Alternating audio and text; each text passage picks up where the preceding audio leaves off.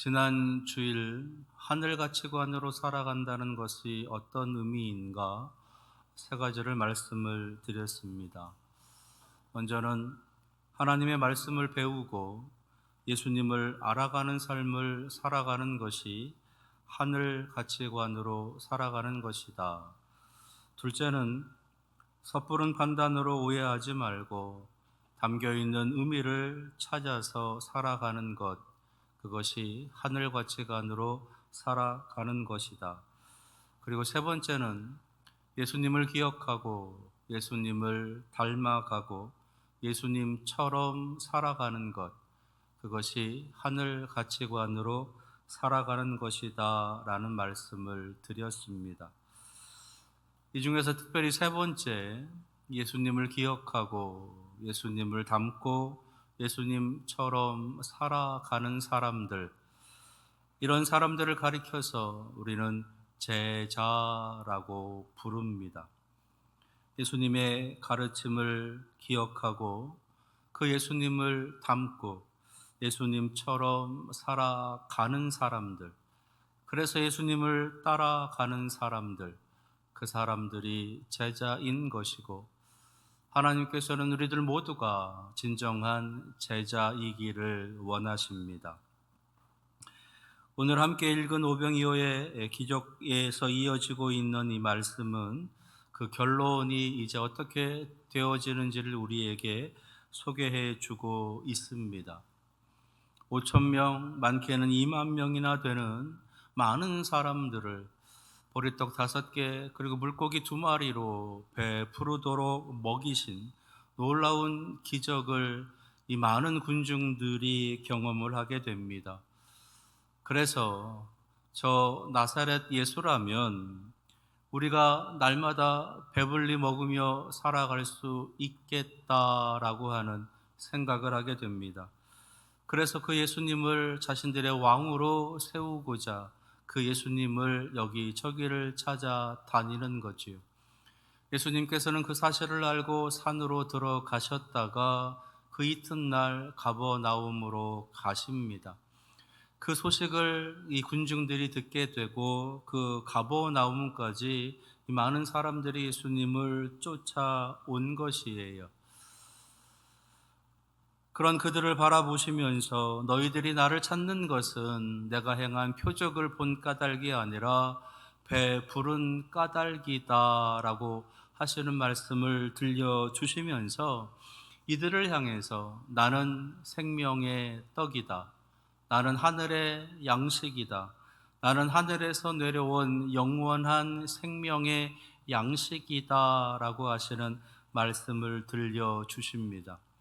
세상에 썩어질 양식이 아니라 저 하늘의 영원한 양식이다 라고 하시는 말씀을 하시면서 나를 먹으라, 나를 마시라 라고까지 말씀하고 계시는 거예요. 전혀 예상치도 못한 예수님의 이 말씀을 이들이 듣게 됩니다. 이 말씀을 듣고 거기에 모여있던 많은 군중들은 이런저런 반응을 보이기 시작을 합니다. 그 군중들이 보이고 있는 반응은 크게 네 가지입니다. 첫 번째 반응은 42절에 있는 말씀인데, 이는 요셉의 아들이 아니냐라고 하는 그러한 말들을 하면서 예수님에 대한 반응을 보이고 있는 것이에요. 그들은 그 예수님의 부모가 누구인지를 알고 있다는 겁니다. 요셉의 아들이고 마리아의 아들이다. 저 예수가 어떻게 어린 시절을 보내고 어떻게 자라갔고 했던 것을 다 알고 있는데 자신이 무슨 하늘에서 내려왔다고 하느냐라고 하면서 그 예수님께서 하늘에서 내려왔다라고 하는 것에 대해서 의아해하고 믿을 수 없다라고 그렇게 말하고 있는 것이지요. 무슨 말도 안 되는 소리를 하고 있느냐라는 것입니다. 그러면서 예수님을 그들의 마음에서 거부하고 의심하고 있는 거지요. 또 하나의 반응이 있습니다. 그것은 오늘 우리가 함께 읽은 60절에 있는 말씀인데, 제자 중 여럿이 듣고 말하되 이 말씀은 어렵도다. 누가 들을 수 있느냐 한데 어렵다라는 거예요. 예수님께서 하신 말씀이 어렵다라고 하는 겁니다. 이해할 수 없다라는 거지요. 여기서 어렵다라고 하는 그 단어는 자신들의 귀에 거슬른다, 불쾌하다, 그리고 거북하다라고 하는 뜻이 함께 포함되어져 있는 단어인 거예요. 자신을 가리켜서 하늘에서 내려왔다라고 말씀하시기도 하고, 나는 하늘에서 내려온 양식이다, 나는 하늘에서 내려온 영원한 생명의 떡이다라고 말하고 있는 그 말씀, 거기다가 내 양식은, 너희들에게 주는 내 양식은 나의 살이다, 내 살을 먹고 내 피를 마시면 너희가 영원한 생명을 얻게 된다라고 하시는 그런 말씀을 하시는 겁니다. 도대체 이게 무슨 말씀인가? 도대체 이것이 무슨 의미인가? 도무지 이해할 수 없는 자신들의 생각, 자신들이 지금까지 가지고 있었던 종교적인 어떤 지식들, 그 모든 것들을 종합해서 아무리 생각을 해도 이해할 수 없는 그런 말씀을 하고 계시는 거예요. 그래서 어렵다는 결론을 내리고 예수님을 멀리 하고자 한다는 겁니다. 또 하나의 반응은 우리가 생각하던 메시아가 아니다, 그러니 예수를 떠나자라는 거예요. 66절에 보니까 그때부터 그의 제자 중에서 많은 사람이 떠나가고 다시 그와 함께 다니지 아니하더라. 많은 사람이 떠나갔다. 그리고 그와 다 함께 다니지 아니했다라고 말씀하고 있습니다. 자신들이 생각하고 있었던 메시아, 자신들이 생각하고 있었던 구원자, 자신들의 삶에 지금 필요한 그 배부름을 주는 그러한 메시아를 그들은 기대했는데 예수님은 그렇지 않았다는 거예요. 도무지 알 수 없는 말을 하고 도무지 이해가 안 되는 말, 도무지 생각조차 할 수 없는 그런 말들을 내뱉고 있는 그 예수 그리스도, 그 예수님에 대해서 이들이 떠나가기로 했다라는 겁니다. 나는 생명의 떡이다라고 하시는 이 말씀 때문에 그 예수님과 더 이상 함께 할 수 없겠다라고 하면서 예수님을 떠나고 있다라는 거지요. 또 하나의 반응은 내가 생각했던 메시아가 아니다, 그러니 저 예수를 팔아야 되겠다라는 반응입니다. 64절, 그러나 너희 중에 믿지 아니하는 자들이 있느니라 하시니 이는 예수께서 믿지 아니하는 자들이 누구며 자기를 팔 자가 누구인지 처음부터 아심이로라. 예수님께서는 자기를 팔 자가 있다라고 하는 것을 알고 계셨다는 겁니다. 그 말은 저들 중에서 예수님을 파는 자가 있다라는 거죠.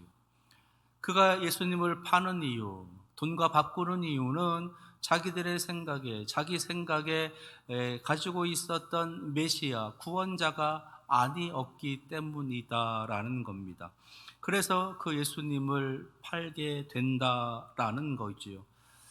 그리고 정말로 이 사건은 뒤에 가서 그대로 이루어지게 됩니다.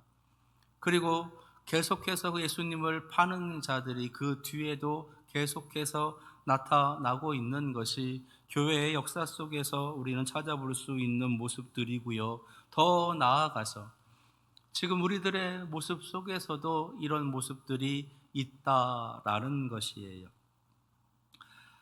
분명히 교회 다니는 걸 알고 있는데, 분명히 예수 믿는다라고 자기 스스로가 이야기도 하고 있는데, 주일에, 일요일에 교회를 안 간다. 일요일에 교회 가서 예배를 안 드린다라는 겁니다. 교회 다니는 걸 알고 있는데 교회에 대해서 수많은 비난, 비판, 심지어는 저주까지도 하더라라는 거지요. 교회 다니는 걸 알고 있는데 도덕적으로, 윤리적으로 옳지 않은 일들을 하고 다닌다라는 겁니다. 교회 다니는 걸 알고 있는데 자기의 욕심, 욕망, 욕정을 그대로 부리면서 해악한 일들을 하면서 살아간다는 거예요. 교회를 다니는 걸 뻔히 알고 있는데 누가 싫어서, 누가 미워서, 누구 때문에, 누구로 인해서라고 하는 이야기를 하면서 교회를 안 나가더라라는 거예요. 교회 다니는 걸 뻔히 알고 있는데 그 교회 성도로서의 모습, 그것을 찾아볼 수 없이 그저 그렇게 살아가는 모습들이 있다라는 겁니다. 그것이 지금 우리들의 모습 속에서 나타나고 있는 모습이기도 하다라는 거예요. 나는 생명의 떡이다. 나는 하늘의 양식이고 하늘의 영원한 생명의 양식이다라고 하시는 주님의 이 말씀을 듣고 그 많은 군중들이 드러내고 있는 모습, 그 모습들이 이렇게 다양하게 나타나더라라는 거예요. 그 마음에 거부감이 있고 그 마음에 거북함이 있고 불편함이 있고 그리고 그 예수를 떠나야 되겠다라고 하는 마음, 심지어는 예수를 비방하고 팔아야 되겠다라고 하는 마음까지도 들어오는 그러한 모습들이 다양하게 나타났다라는 겁니다. 그런 모습을 보이고 있는 그들을 향해서 오늘 예수님께서는 세 가지 질문을 하고 계십니다. 그 첫 번째 질문은 이 말이 너희에게 걸림이 되느냐라는 질문이세요. 61절입니다. 예수께서 스스로 제자들이 이 말씀에 대하여 수군거리는 줄 아시고 이르시되 이 말이 너희에게 걸림이 되느냐라는 거예요. 걸림이 되느냐. 내가 생명의 떡이다라고 하는 이 말이 내가 영원한 생명의 양식이다. 내가 하늘에서 내려온 생명의 양식이다. 내 살을 먹고 내 피를 마셔라라고 하는 이 말이 너희에게 걸림이 되더냐라고 하시는 말씀인 겁니다. 우리가 예수 믿고 신앙생활을 하다가 보면 무엇인가에 걸림이 되는 순간을 만날 때가 있다라는 것이에요. 밖에서 외부에서부터 들어오는 어떤 핍박이나 억압이나 환난의 모습이 아니라 신앙생활하는 이 공동체 내에서 우리들 안에서 말씀을 들을 때 우리에게 부딪힘이 있을 때 말씀이 나를 찌를 때가 있다라는 겁니다. 그 말씀 때문에 괴롭고 그 말씀 때문에 거부감이 생기고 그 말씀 때문에 왠지 모를 불편함이 있는 그런 찔림이, 그런 걸림이 있는 순간이 있다라는 거예요. 신앙생활을 더 열심히 해야 된다라고 하는 어떤 그런 부담스러움을 느낄 때, 더 많은 헌신을 하라고 요구할 때, 더 열정적으로 나아가야 된다라고 할 때, 우리의 잘못된 부분을 지적하거나 우리의 잘못된 부분들을 보여주실 때 그러한 말씀들이 우리의 마음에 걸림이 되고 우리의 마음에 불편함이 되더라라는 겁니다. 그래서 애써 그 말씀을 외면하고 그 말씀을 못 들은 채하고 그 말씀을 모르는 채하고 그저 자기의 구미에 맞는 말씀만을 계속 마음에 새기고 또 새기고 머리에 새기면서 그 말씀에만 집중하고 살아가려고 하는 모습, 자기에게 불편한 말씀들, 자기에게 거리낌이 되는 말씀들, 자기에게 무엇인가 지적하시고자 하시는 그런 말씀을 들을 때는 자꾸만 외면하고 거부하려고 하는 모습들, 그런 모습들이 우리들에게 있다라는 것이에요. 그런데요, 말씀이 걸림이 되는 이유가 있습니다. 말씀이 우리에게 불편한 이유, 말씀이 우리에게 부담이 되는 이유가 있어요. 그것은 말씀이 생명이기 때문입니다. 말씀이 생명이기 때문에 어둠 속에서 죄악 가운데서 죽음을 향해서 살아가게 되는 우리들의 모습은 그 생명의 말씀을 듣게 되면 자신의 모습을 보게 되고 자신이 살아온 삶의 어떤 모습들을 깨닫게 되고 알기 때문에 그것이 부딪힘이 되고 걸림이 된다라는 거예요. 그래서 그 말씀을 듣고 부담이 있거나 그 말씀을 듣고 걸림이 있다면 오히려 우리는 그 말씀을 붙잡고 하나님 앞에 더 나아가야 되는 겁니다. 하나님, 제가 이 말씀을 듣고 마음에 이런 불편함이, 걸림이 있는데 하나님, 그 이유가 무엇입니까? 그리고 그것을 나로 하여금 깨닫게 하시고, 그것을 고칠 수 있게 하시고, 그것을 회개할 수 있게 하시고, 그것을 깨달을 수 있는 지혜를, 그것을 분별할 수 있는 지혜를 주시옵소서. 기도하면서 그 말씀을 향해서 나아가야 된다라는 거예요. 그것이 바른 제자의 모습이다라는 겁니다.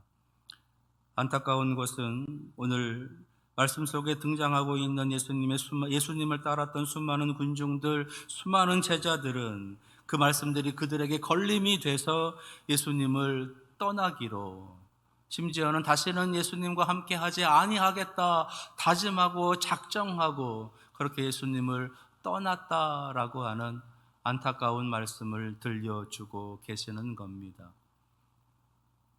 생명의 말씀이 여러분들의 마음에 들려졌을 때 그 말씀을 오히려 아멘으로 화답하시고 받으시면서 그 말씀의 놀라운 은혜와 능력을 여러분들의 삶에서 이루며 나아가기를 기도하시면서 그 말씀으로 승리하시는 여러분들 되시기를 바랍니다. 또 하나 예수님께서 그들에게 던지고 있는 질문은, 너희가 부활을 본다면 그때는 어떻게 하겠느냐라는 질문이세요. 62절입니다. 그러면 너희는 인자가 이전에 있던 곳으로 올라가는 것을 본다면 어떻게 하겠느냐? 예수님께서 이렇게 질문하고 계세요. 인자가 이전에 있던 곳으로 올라가는 것을 본다면, 예수님께서 이 말씀을 하시는 이유는 예수님께서 하늘에서 내려왔다라고 하는 것을 그들이 믿지 않고, 그들이 그것이 오히려 불편하게 여기고 거북하게 여기고 있는 그들의 마음을 예수님께서 아시기 때문에 이렇게 질문하고 계시는 거예요. 너희들이 내가 하늘에서 내려왔다라고 하는 것을 믿지도 못하겠고 그것이 거북하다고 그렇게 말을 한다면, 그러면 그 반대로 내가 하늘로 올라가는 것을 너희들이 본다면 그때는 믿겠느냐? 그때는 믿을 수 있겠느냐? 그때는 그것이 거북하지 않겠느냐라고 하시는 질문입니다. 이 말은 예수님께서 죽었다가 다시 살아나시고 부활하시고 다시 하늘로 올라가는 것을 너희에게 보여준다면 그때 너희는 그것을 믿을 수 있겠느냐라고 하시는 질문인 거지요. 내가 하나님의 아들인 것을, 내가 메시아인 것을 너희들에게 보여준다면 너희가 믿을 수 있겠느냐라고 하시는 질문이신 겁니다. 그때 너희는 어떻게 하겠느냐라는 거지요. 세상은 부활이 없다고 말하는데 내가 죽었다가 다시 살아나는 것을 본다면 너희는 그때 가서는 어떻게 하겠느냐? 세상은 천국이 없다라고 말하는데 만약에 너희들이 죽어서 가보게 되니 그곳에 천국과 지옥이 있다 그러면 너희는 어떻게 하겠느냐라는 거예요.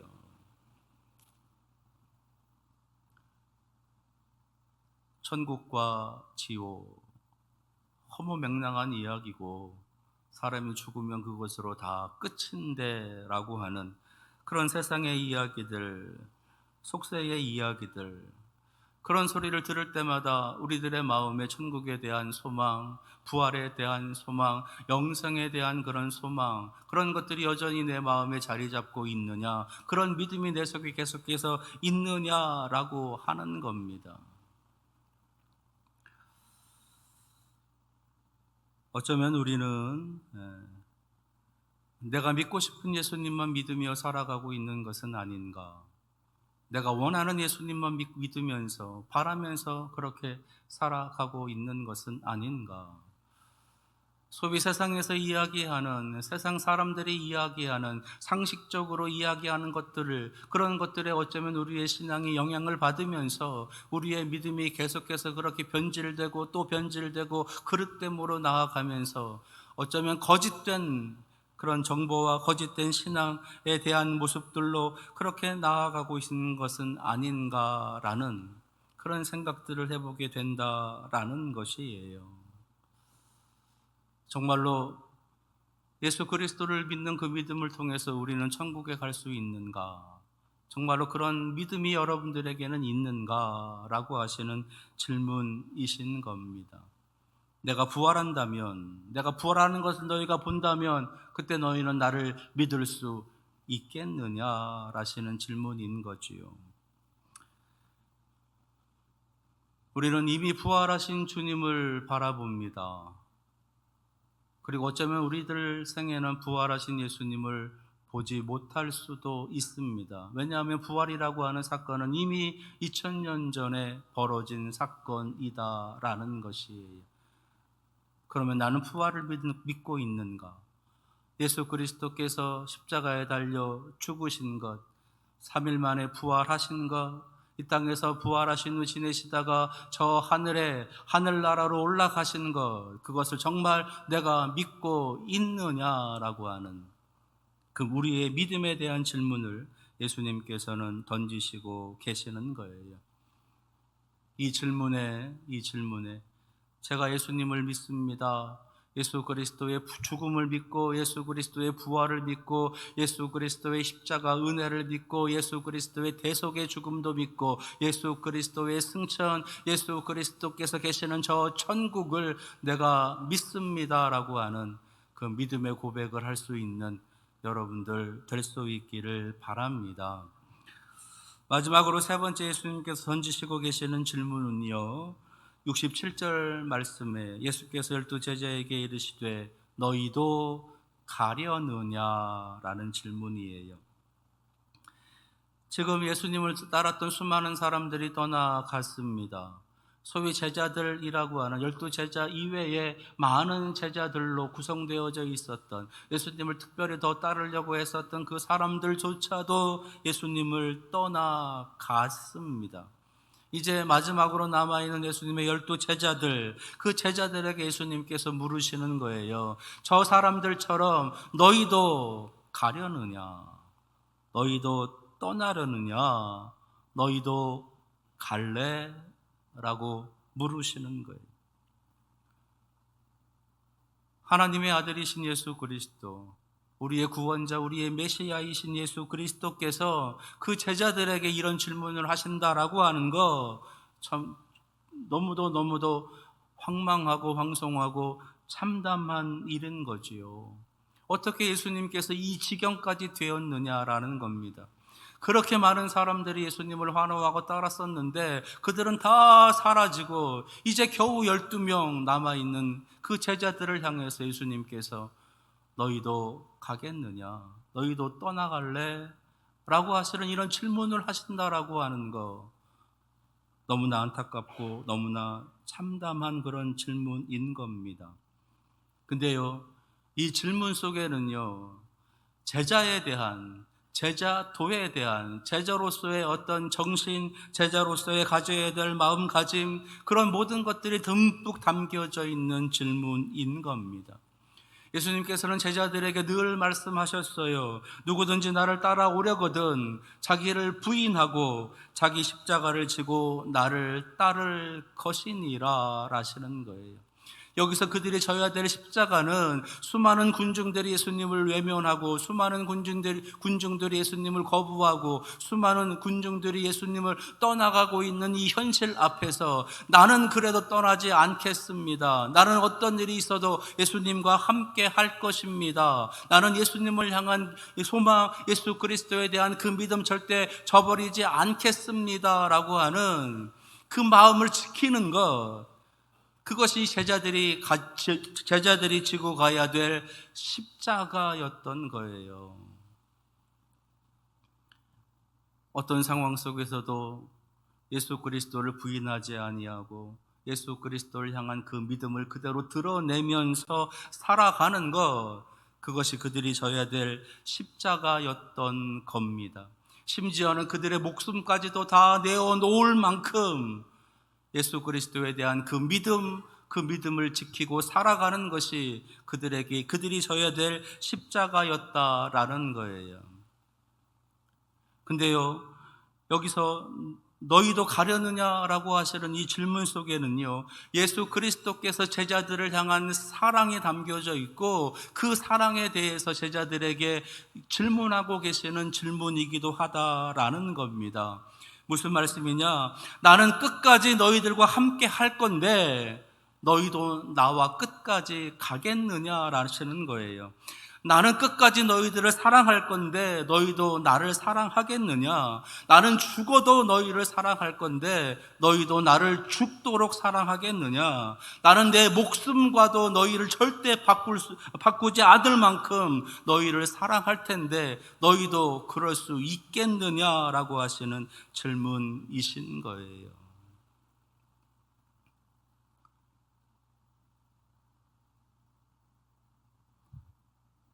살아가는 삶이 수없이 변하고 살아가는 환경도 수없이 변하고 삶이 환경이 내 주변에 있는 여러 가지 많은 변화들로 인해서 내 마음도 내 생각도 그것이 우리의 신앙에 영향을 끼쳐서 우리의 신앙도 끊임없이 변화와 어떤 그런 도전을 받으면서 살아가게 되는 것.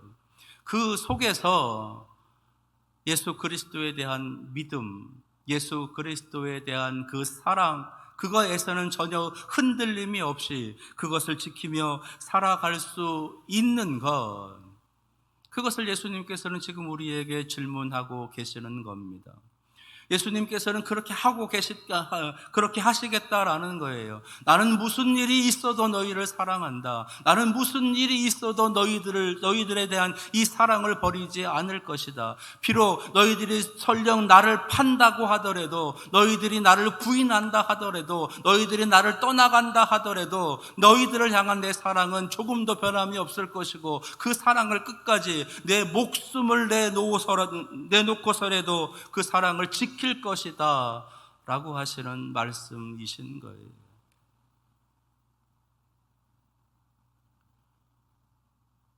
여러분들은 어떠신가요? 여러분들의 목숨을 내놓을 만큼 주님을 사랑하시나요?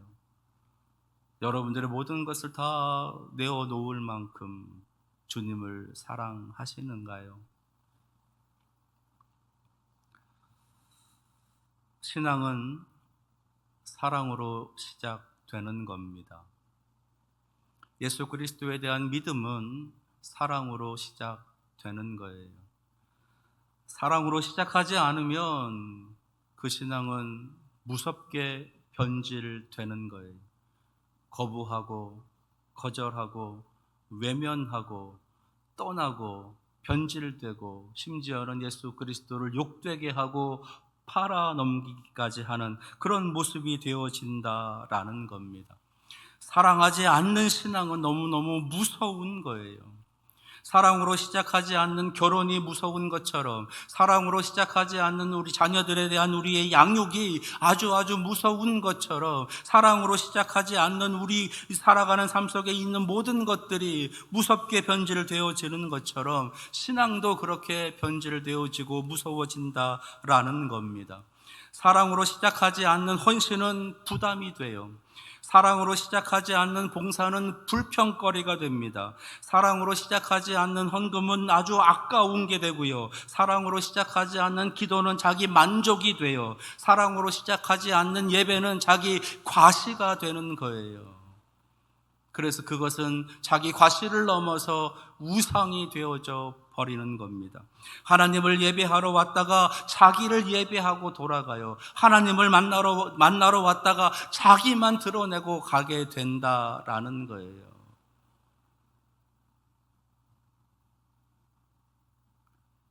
예배의 주인공은 하나님이세요. 우리가 예배의 주인공이 아니라 하나님이 예배의 주인공이신 겁니다. 앞에서 설교하는 목사가 예배의 주인공이 아니라, 기도하는 장로가 주인공이 아니라, 찬양하는 찬양대가 주인공이 아니라, 헌금하는 우리의 손길이 주인공이 아니라 하나님이 우리 예배의 주인공이신 거예요. 그거를 깨닫고 그거를 알고 그 하나님 앞에 예배하는 모습이 아니면 모두 다 자기 만족이고 자기 과시밖에 되지 않는다라는 겁니다. 교회에서 그토록 열심히 헌신하고 봉사하면서 왜 마음에 끊임없는 부담, 왜 마음에 끊임없는 불평들이 있어요? 그 이유는 사랑이 빠져있기 때문인 거예요. 사도 바울은 우리에게 이렇게 교훈합니다. 너희가 사람의 방언과 천사의 말을 할지라도 사랑이 없으면 내가 예언하는 능력이 있어 모든 비밀과 모든 지식을 알고 또 산을 옮길 만한 믿음이 있을지라도 사랑이 없으면 내가 내게 있는 모든 것으로 구제하고 또 내 몸을 불사르게 내줄지라도 사랑이 없으면 아무것도 아니다.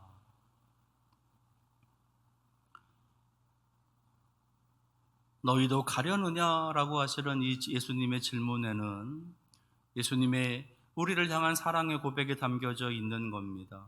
나는 너를 끝까지 사랑할 거야. 나는 어떤 일이 있어도 너희를 사랑할 거야. 나는 내 목숨을 다해서라도 너희를 사랑할 거야.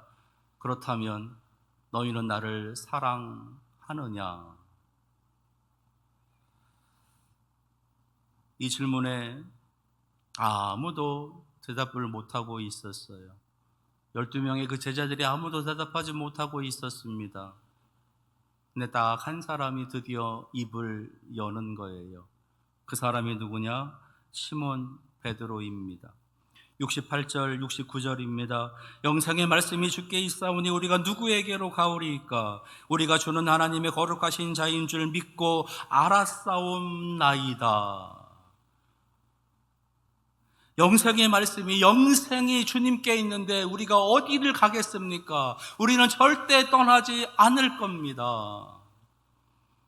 주님은 하나님의 거룩하신 자, 주님은 하나님의 아들, 주님은 우리의 구원자, 그리스도이십니다. 주는 그리스도시요 살아계신 하나님의 아들이십니다 라고 하는 고백을 하고 있는 겁니다. 저는 오늘 이 고백이 여러분들의 고백이 되기를 원합니다.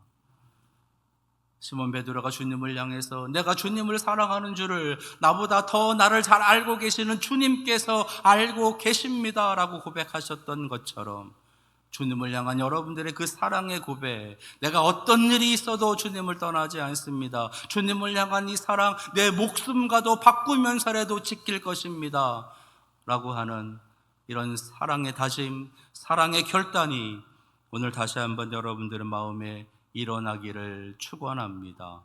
기도하겠습니다.